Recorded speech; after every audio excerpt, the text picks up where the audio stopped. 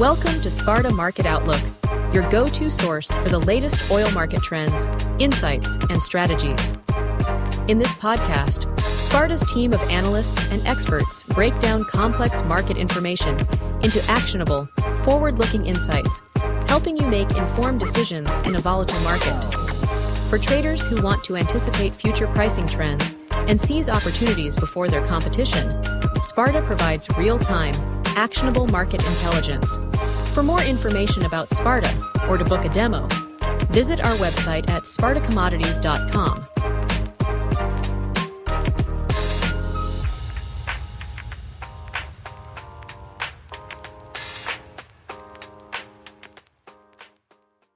So welcome to this week's episode of Sparta's Market Outlook Podcast. I'm your host, Rachel Williams, and as always, we're here to bring you the latest insights and analysis on the global oil market.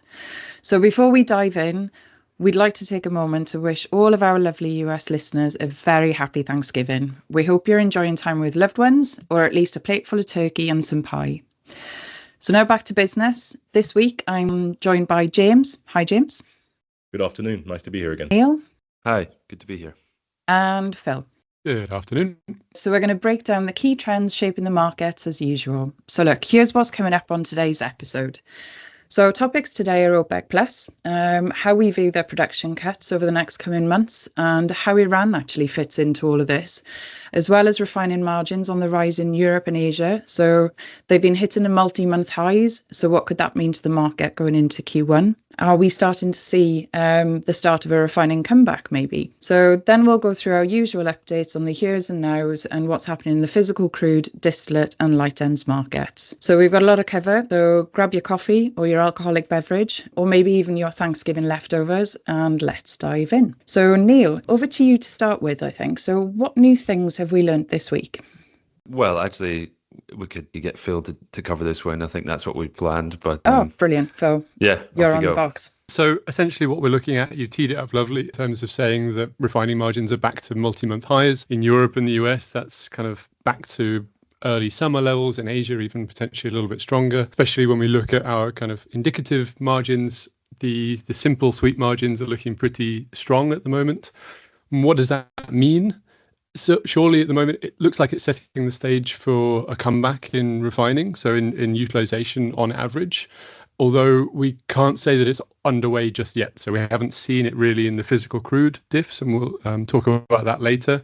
We see some sporadic news that maybe utilization is a bit higher, Korea running higher, for example, in Asia, but we haven't really seen it in the diffs just yet. And essentially, we just keep on coming back to this question of whether utilization is high or not. Looking at product markets, if we look at residues, gasoline in the east, distillates both in east and west, we get more and more indication that product markets are getting tight. And it is presumably not just a lack of Chinese exports that's driving this.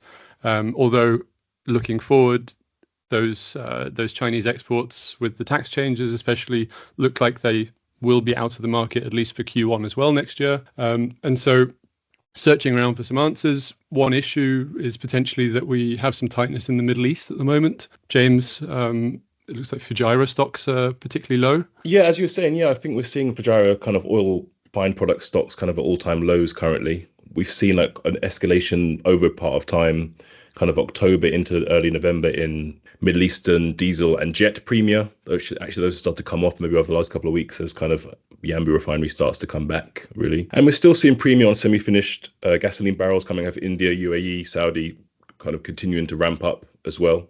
So there's some indication that AG refinery outages are crimping supply still a little bit.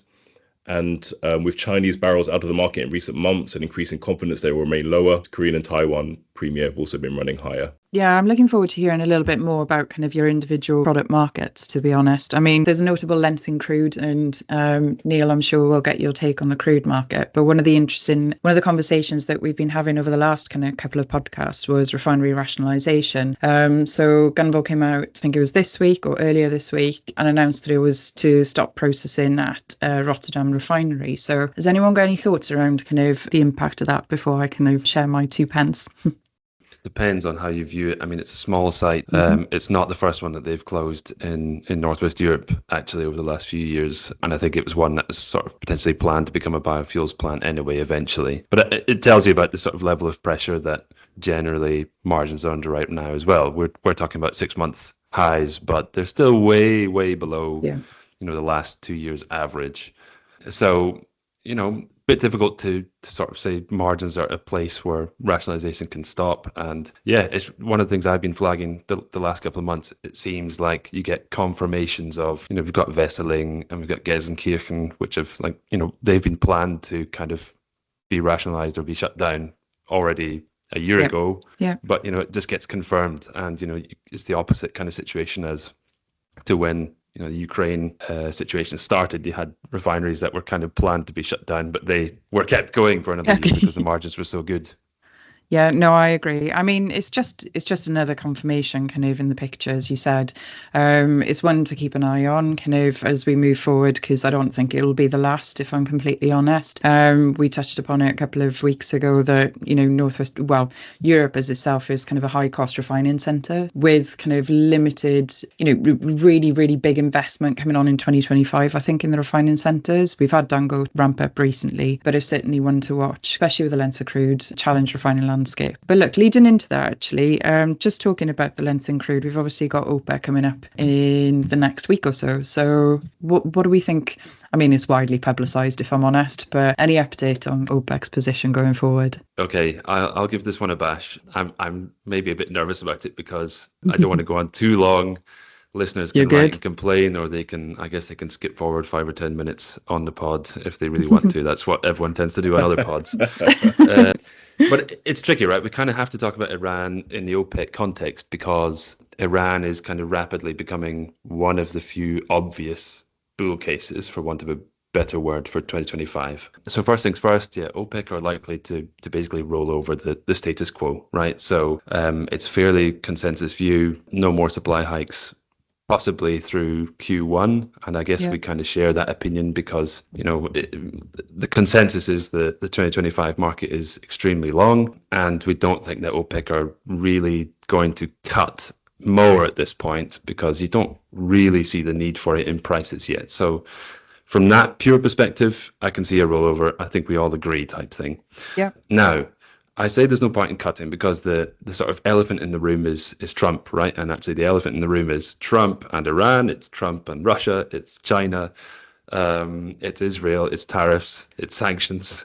So we can't possibly cover all of the potential angles. And one of the crazy things about the current situation just now is you have this disconnect between 2025, which is super long according to the IEA and basically everyone else, versus what's actually going on in geopolitics. And there's a very, very high level of interconnection between what's happening in Russia, in Ukraine, in Iran and Israel, and with China and Trump coming in, and he's got all his sort of domestic and foreign policy objectives to complete.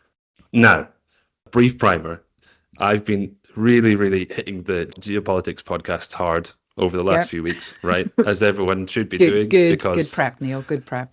I mean, I normally do anyway, but even more so at the moment, I would say. And the one thing that strikes me is that there's a massive range of sort of potential scenarios being promoted, right? And it ranges from the new administration allows Iran to be bombed by Israel, and it sort of ranges from Trump will essentially be very able very quickly to kind of broker a nuclear deal with Iran. Now, the long shot is, I think the sort of balance of evidence is that there is more desire to put pressure on Iran, so that sort of maximum pressure scenario. Yeah. And you can see that from Trump's own statements. You can see that from his by now very hawkish team. That includes Marco Rubio. It includes Mike Waltz, his national security advisor. They all want to put pressure on Iran. And, there's various potential end goals to this. One is regime change. Another one is essentially trying to get leverage in a nuclear deal. All these things come with caveats, and I think we could spend an hour talking about that. But the thing that we should take into context here, and from the oil perspective, is OPEC, obviously, but China as well. And I thought it was really interesting this week, the sort of statements coming out again about Canada and Mexico tariffs. So we talked about this last time on the pod, and I guess those threats are still largely tools to get political concessions. And I think there's a similar scenario that could be imagined with China, where you threaten with tariffs and you win concessions on things like Iranian oil purchases as part of a wider kind of geopolitical goal type thing. And just to say on that, I've been reading news this week that Chinese players are increasingly getting wary about buying Iranian oil at the moment. So it sounds like they're potentially more worried about this thing than maybe we have been on the pod. And, it's worth kind of pointing out that these are strategic barrels for China, but the discount that they get on it kind of pales in comparison to the kind of economic threats and economic damage that Trump could kind of enact on China from a wider perspective, right? So it's you have to take the big picture. These are strategic barrels, but the discount is not that important to them, let's say. Yeah. Any thoughts on that, guys? I've got 2 more sections on it, which I can rattle through. No, I was just going to add that, that it is Trump 101 to escalate to de-escalate, right? So the longer or the medium to longer term outlook is more likely towards deal making. He still has these kind of domestic policies or focuses that he needs in terms of ideally bringing down pump prices for his own, for US consumers. That is politically very important, obviously. So he doesn't want to necessarily drive outright price higher, but he does, as you say, he has also these kind of hawkish elements in his foreign policy. And I suppose OPEC is almost there as a potential balancing mechanism between those two sides. That's the thing, and just like one thing on pump prices, right? So that's the kind of Pavlovian oil analyst response to like anything that sort of riles the market. But it's the start of his 5 years, right? And he won't be bothered that much by some rise in prices, and he can get away with it for a while, and he can get away with a lot of things, presumably. As you say, OPEC can then presumably backfill, and there's so much more at stake than just gas prices just now. It's like achieving all kind of policy objectives, including foreign policy objectives. So I tend to discount the gas price argument for now a bit more than usual. And just bringing this back to the OPEC perspective, the kind of opposite scenario where we've talked about price wars for a few weeks now, and the one thing that we missed out, or I missed out, I suppose, and the one main weakness is, they probably can't afford it. And for obvious reasons, Russia needs funds for certain activities at the moment, and OPEC, plus need to balance the books. Saudi has the 2030 vision that it needs to kind of enact, and MBS wants to get that done. And so these guys can't afford sub $50 prices for 2 years, which might be what it takes to get US production down. So one solver is to get Iranian barrels off the market, and presumably OPEC can backfill stepwise in a way that keeps prices to a level that they want and gives them control of the market again, essentially.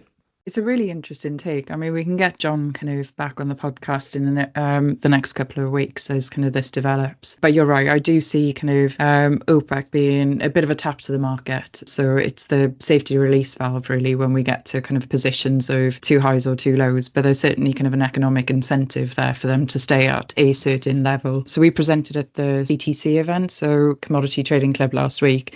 And one of the questions back from the audience was about $45 oil and will we actually go there?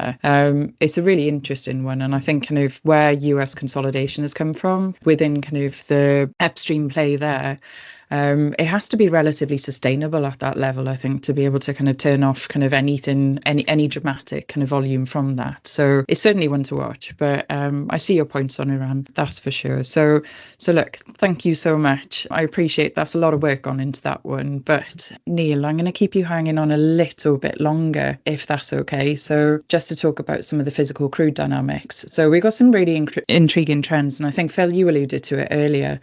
So sweet crude differentials are showing sign of recovery. We're struggling on the medium and the heavy crudes. So what's driving the divergence? And if we're looking at crude spreads, what does this mean for the North Sea basket in particular? Yeah, so a few things here. I'll try and be brief because I've spoken enough. But just like maybe one last thing related to what we've just discussed. We're wondering why crude is not contangoed yet, right? Yeah. And supposedly balances are supposed to be very long. And, I can actually, there's sort of short-term arguments as to why that might not be the case. One of them is just like some data is still kind of bullish, like US commercial crude stocks. They've been building, but kind of sub-seasonal pace. So, and they're not particularly big yet. crude margins are pretty good. So it's not a good time to short crude because you can see what's happening in Russia. There's North Koreans on the front line. There's ICBMs getting fired off all over the place. So it's a very difficult time to be short. And I think I was sort of in previous pods saying, oh, now's a good time to be short. I would have been totally burned. And, it just tells you, how easy it is or difficult it is just now. On the physical crude market, let me get to my notes. So the main thing is that, there has been kind of a recovery in FOB premia. Let's just say they bottomed out. It's rather on the light sweet side. And out of the light sweets, it's mostly focused in the North Sea. And, alongside that, prompt CFDs are pretty strong. And I'm a bit surprised by it, I suppose, for a few reasons that I'll go into. But it's maybe a problem in itself that it's the prompt CFDs, because they can get, shoved up and down by flat price, which has been going up and down for various reasons, again, over the last few weeks. And then if you sort of compare North Sea is kind of strong, but then Med is not that strong. WAF is not moved at all. Yeah. Middle East Gulf has barely moved. We've talked about with June a couple of weeks ago, we were expecting Meg FOB premia to be higher, and it kind of disappointed. Like the Asian January cycle disappointed in the end, except for kind of Southeast Asian crudes. So from this perspective, I don't really see a sustained, widespread recovery in FOBs, and it doesn't really make sense that it's light sweets that are kind of strong, whilst medium and heavy crudes are still weak. So, if you just think about it from the point of view of the medium crude market is supposed to be the tight one, and light sweets are supposed to be oversupplied. And the medium crude market is the market that's kind of baseload crude, and that's kind of weak. And if you look at Johan Sverdrup, it's the weakest it's been in ages. It's even arbing into Gulf Coast ahead of Guyanan crudes and Tupi. So for me, it kind of, I don't know, it doesn't feel right. And, coming back to our tool and what I've been saying to clients yesterday, you can see a situation where Forties now needs to correct, or sort of BFOET needs to correct, because Azeris are being back into Northwest Europe. That happened a few weeks ago and it caused a correction. WAF looks good into Northwest Europe. TI looks relatively cheap into Northwest Europe, partly on TD25 weakness. So I think it's just this odd phenomenon, and it doesn't really present evidence that crude runs are mega high all of a sudden. Fair enough. Do you think the light sweets got carried kind of to a certain extent on the reaction of products over the last couple of weeks as well, potentially? Yeah, and it could also be on the sort of fuel oil. The sort of simple sweet margin looks good as well, and that probably helps at the margin as well. Yeah, it could be. I think it'll be an interesting one to watch over the next kind of week or so in terms of how the trading cycle, because we're now into kind of, for North Sea kind of domestic, certainly into kind of the end of December, but with a look ahead to January as well. So the next few weeks will be interesting to see how that actually shapes out. So in that case, what are just to summarise then, Neil, if there's kind of 1 to 2 things that you're looking at over the next kind of week or so, what's this going to be? Or basically what's in your note next week going out to customers? Well, I hope that North Sea is kind of corrected. Yeah, fair enough. No, I just want to see if, sometimes the sort of prompt CFDs can be a bit of a red herring, and it's somewhat dependent on the way that the major players who are involved in this market want it to look from the outside, for want of a better phrase, and it also gets dragged up by flat price when it's moving a lot as well. So I'm kind of looking to see if CFD strength can be maintained, and I want to see if there's any more movement in FOB premia in the Middle East or in the Med and things like that. So I'm just sort of looking for evidence that there's actual strength in crude buying worldwide. And one more thing on that, and then I'll shut up. Harking back to the conversations we've had over the last month, it's very difficult to tell, if there is this big overhang in crude, then you're not going to see it in the spreads, you're not going to see it in FOB premia, because these things aren't that seasonal. So yeah, I know. It's hard to tell. It's a bit of a difficult one, but look, we've had certainly kind of the conversations that we've had over the last couple of weeks, and some of the stats that have come out as well. So we're seeing, glimmers of positive demand kind of in the light ends for sure.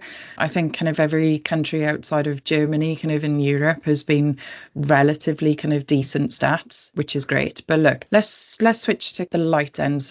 Neil, you can take a sip of coffee or water and take a break for a minute. Phil, so shifting gears to you on the clean product, let's dive into the latest developments shaping the gasoline market first then in that case. So So the charts that I've been looking at kind of on inventory have been particularly tight in the US. So seasonal average and belows, if I'm honest, and somewhat in the East as well. So what's your view on Q1 pricing and spreads? And then I think you've got some interesting kind of comments as well to make on where regional arbitrages are. So TAR at the minute and whether that's open, where EBOB is going, and the notable shifts in that market. So yeah, what are your short-term trading strategies going forward?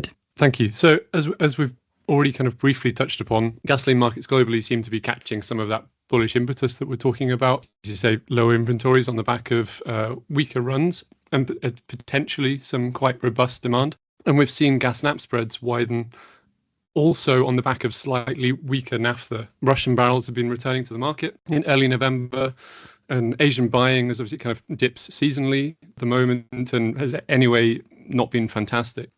We're kind of coming into December broadly about as well supported globally as we could expect for this time of year. The market outlook, the commentary that I wrote yesterday has garnered quite a lot of response today. So it seems that we're not the only people who are keeping an eye on this and kind of trying to position themselves over the next week or so. I'll do a very quick roundup, kind of west to east, and try and tie it all together. So in the US, we have a kind of spread between what the picture is telling us in Pad 1 and in Pad 3.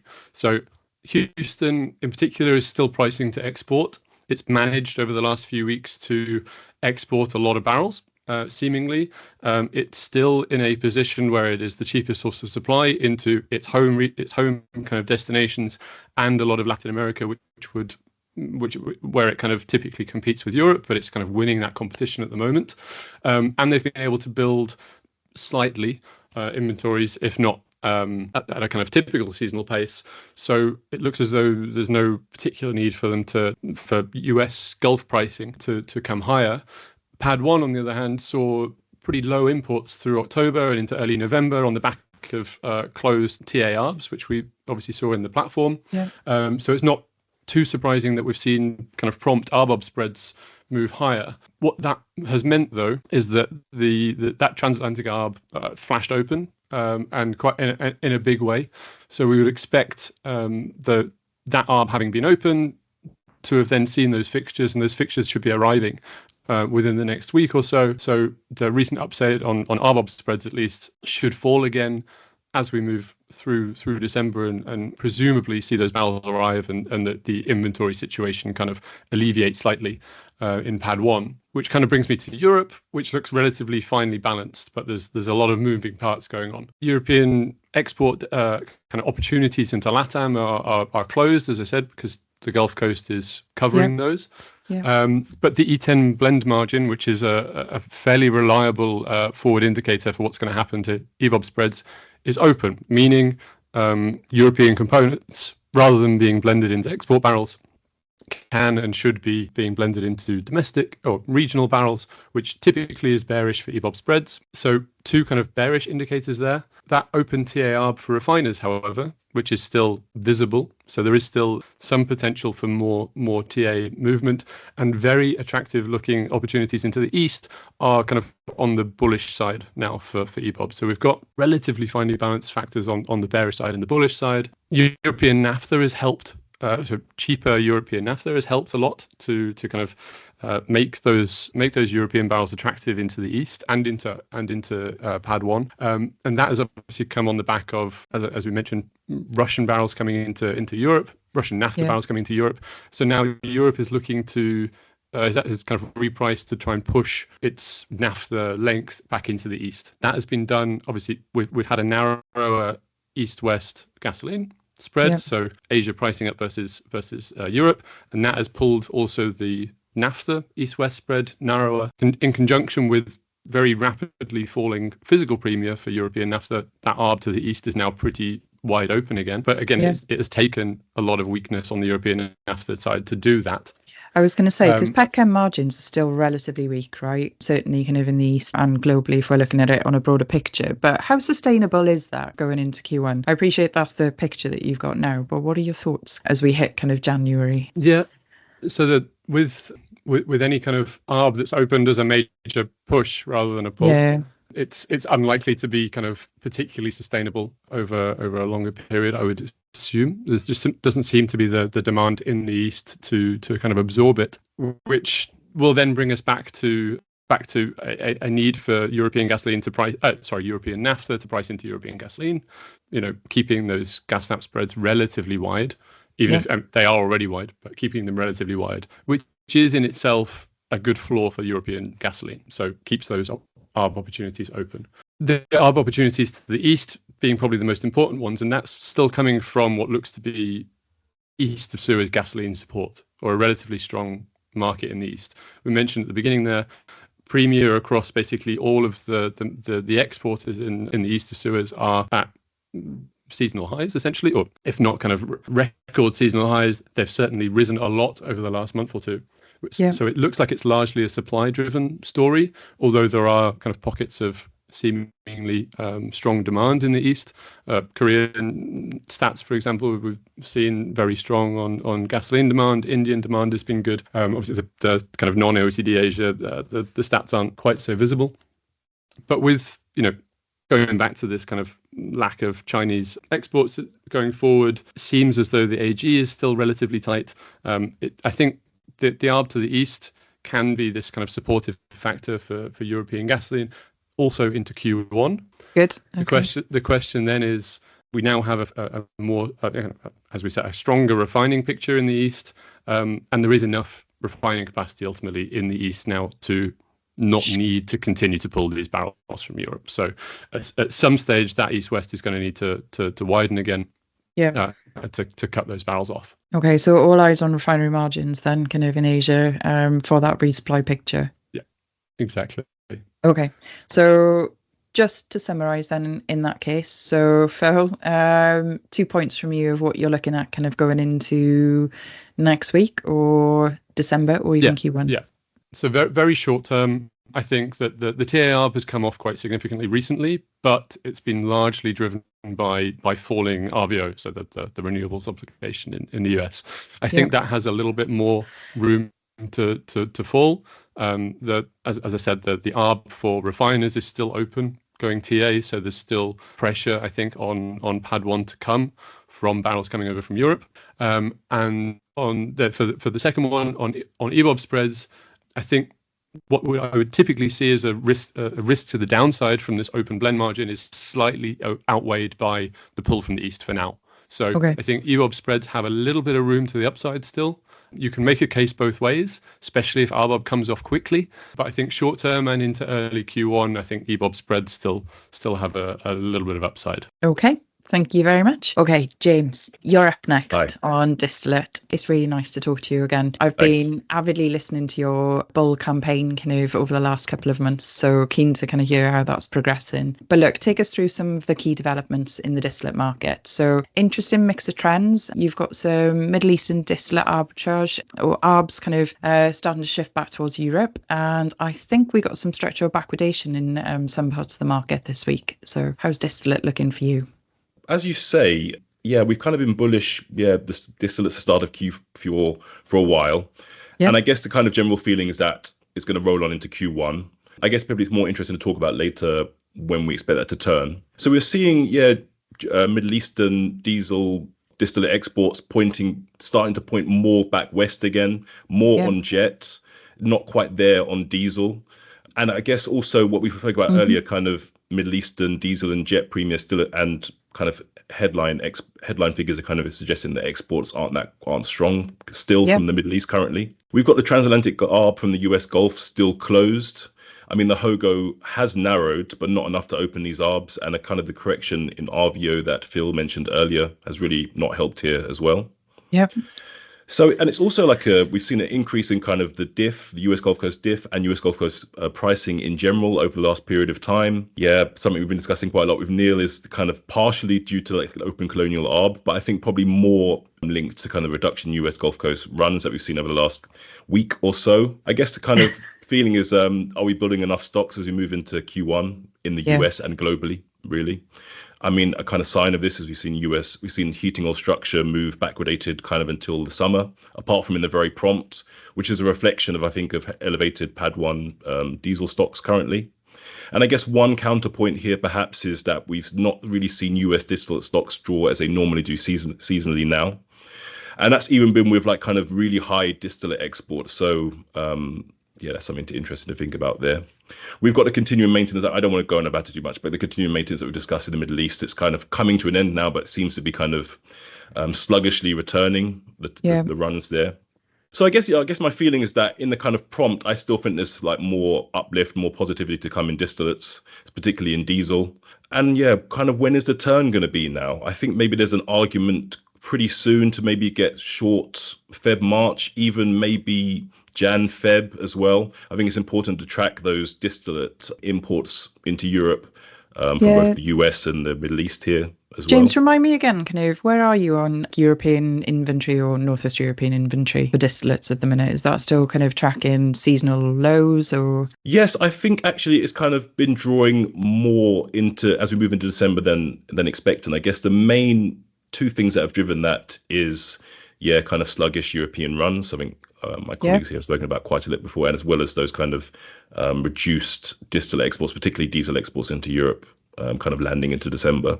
I think that's something that's actually kind of shocked the market a little bit. Actually, when I was speaking to people in the market, that kind of they were expecting quite strong. I think we saw probably like a flattish in November, but I think we can expect quite heavy draws in December in terms of distillate stocks in Europe. Okay.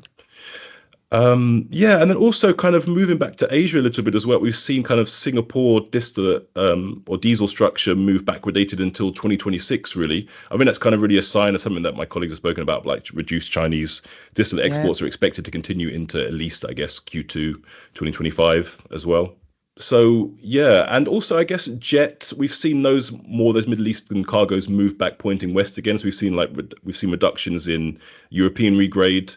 And we've also seen Singapore Asian regrade kind of follow as well. I think that's going to continue, but it's be interesting to see how the kind of predicted colder Q1 will affect kind of kerosene heating demand in Asia as well. But I guess probably the overall strength I'm expecting in the prompt for diesel will probably be enough to carry also jet as well. Okay.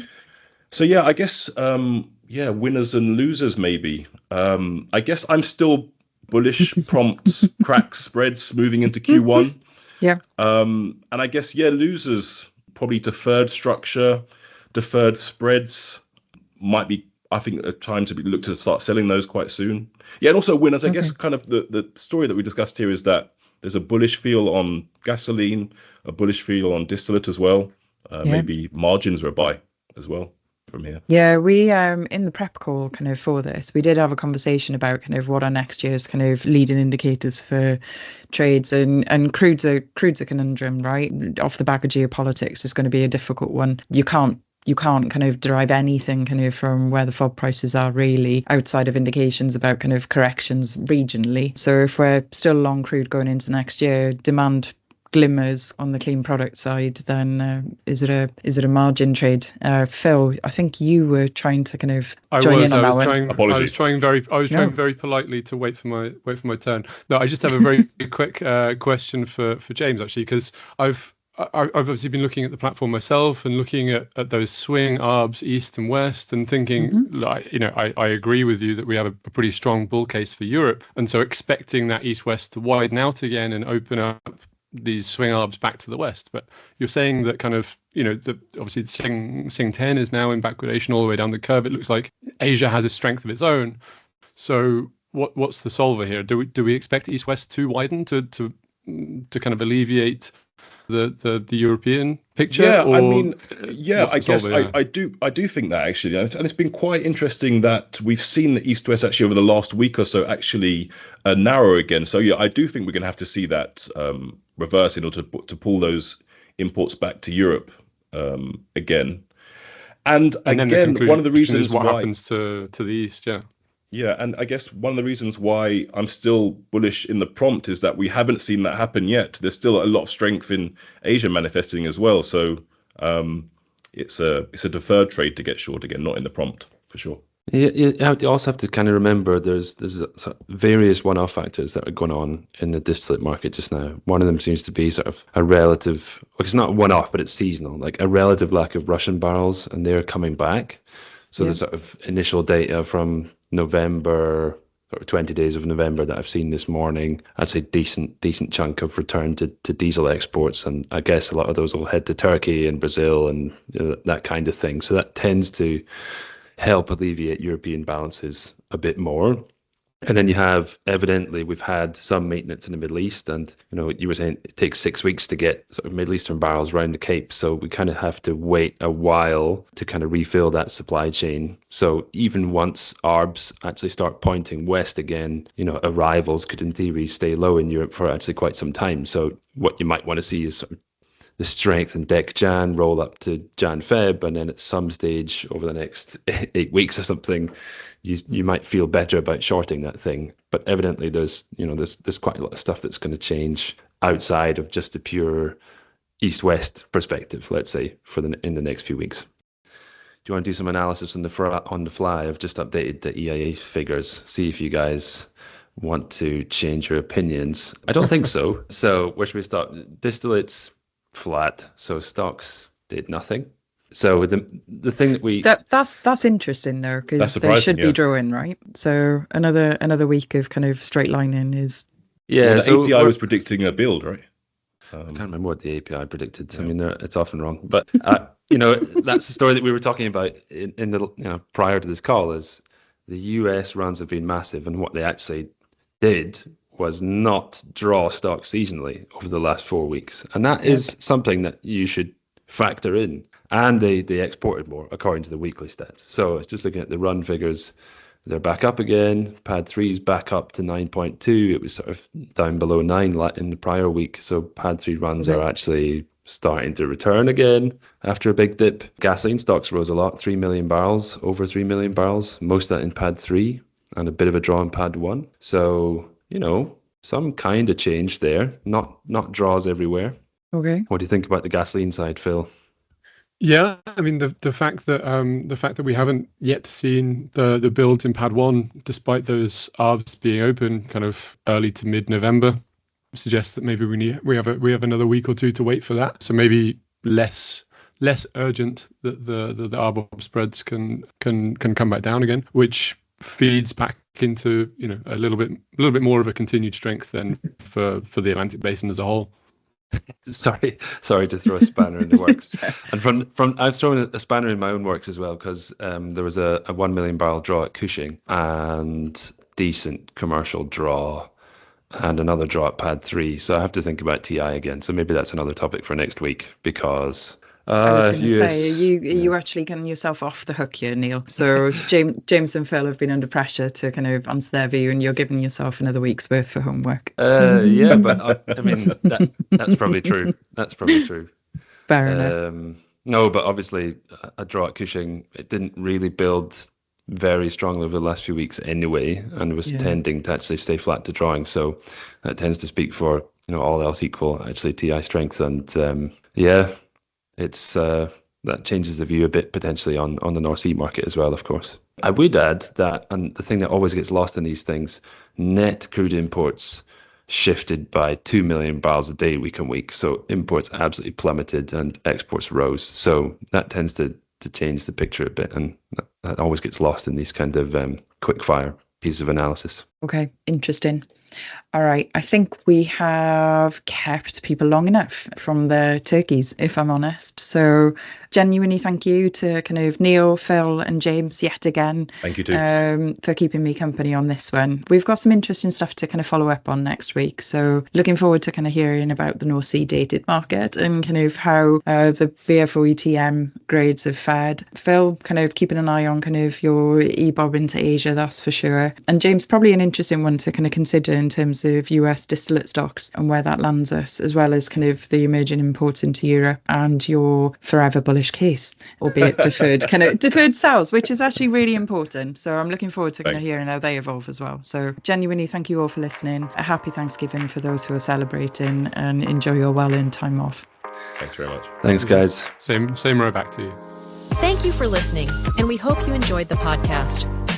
For more information about Sparta or to book a demo, visit our website at spartacommodities.com.